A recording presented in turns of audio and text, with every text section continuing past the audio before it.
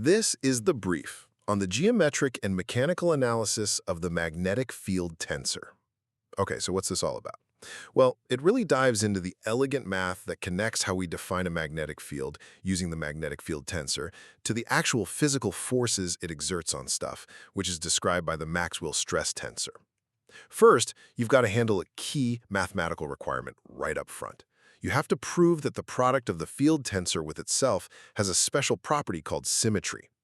This step is absolutely crucial. Think of it as a sanity check that makes sure the entire force calculation is stable and physically realistic.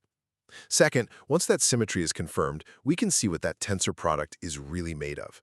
It breaks down into two parts: a uniform, isotropic energy term that pushes out equally in all directions, and a highly directional term that acts specifically along the field lines. And this is the real breakthrough, because it lets us formally define the force tensor using the field tensor. And finally, we get to the physical interpretation of all this. The whole structure confirms that magnetic fields create a net tension, a sort of pulling force that's always positive and runs along the field lines. And at the same time, it creates a net pressure, a squeezing force that acts perpendicular to them. So the magnetic field tensor is the powerful mathematical tool that perfectly models the tension and pressure forces fields exert on matter.